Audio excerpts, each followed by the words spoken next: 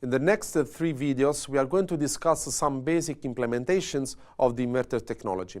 In particular, in this video, the H-bridge inverter will be presented.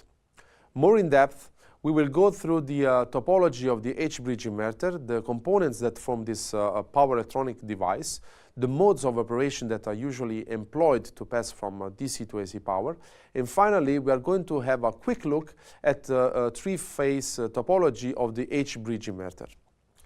The H-bridge presents 4 switches named from S1 to S4. The name of this type of converter is given by the typical shape which resembles the letter H. The load here is situated in the middle between the 4 switches. Typically, the basic components of this converter are the switches that can be IGBTs, MOSFETs or thyristors, feedback diodes anti-parallel to the switches, inductor and capacitor that act as a filter at the inverter output. The anti-parallel diodes are included in the design in order to avoid that damage due to reverse overcurrent occurs on the switching devices. A basic example of operation of the H-bridge is rather similar to the one seen in the DC-DC converter topologies. There are 2 possible switching states. Either S1 and S4 are closed and S2 and S3 are open, or S1 and S4 are open and S2 and S3 are closed. When S1 and S4 are closed or switched on, the current ID will start flowing through them and passing through the load. Let's now visualize how the load voltage Vout changes with time. When S1 and S4 are closed, the voltage has positive polarity and equals the input voltage. When there is a commutation between the 2 switch pairs, S1 and S4 are switched off, while S2 and S3 are switched on, almost instantly. The current will start to flow through S2 and S3 and again into the load. In this case, the voltage will be again equal to the input voltage, but of inverse polarity. This cycle goes on, giving the typical square wave output voltage.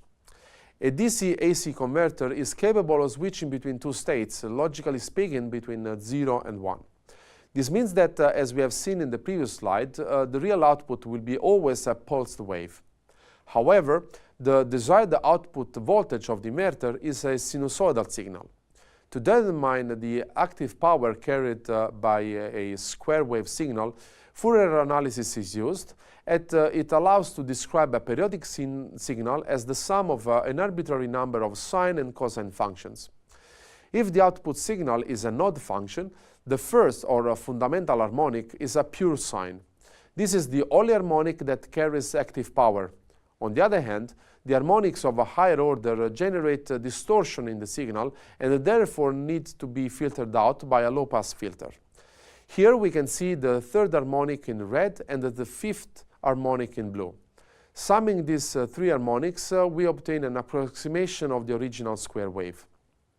Adding up more harmonics makes the approximation more accurate.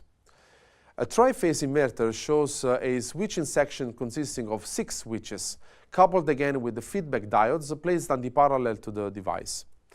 3 lines are drawn for the 3 phases of the output voltage, after which are usually placed inductive coils in series and a capacitor bank in parallel that can work as a low-pass filter. As seen before, this filter is fundamental to reduce the harmonic distortion of the output waveform. Unlike the DC-DC topologies with only 1 switch, the presence of multiple switches allows to have more combinations and different output shapes given by the different duty ratios. One of the most used switching strategies is the pulse width modulation, or PWM, that we are going to deal with more extensively in the next video. If the power converted from DC to AC is less than 100 kilowatts, the switching devices used are usually self-commutated ones. Among these devices, we can mention the IGBT, the MOSFET, and the GTO. These devices are characterized by very fast switching and feature a controller that takes care of the opening and closing of the transistors. When it comes to power ratings higher than 100 kilowatts, line-commutated semiconductor devices such as thyristors are used. Unlike self-commutated devices, thyristors need an input signal, usually retrieved from the grid, to start conducting. This option is typically employed for high voltage DC and high voltage AC applications. To sum up, we saw that a H-bridge DC to AC converter is composed by switches, feedback diodes, inductor, and capacitor. We also saw that the output waveform of the inverter is a pulse train that can be decomposed in a low-frequency sine wave called the fundamental harmonic, and other high-frequency sine waves are referred to as higher-order harmonics. The square wave can be reconstructed by summing all its harmonics. Finally, we saw the typical topology of a triphase inverter. Thank you for watching and see you in the next video.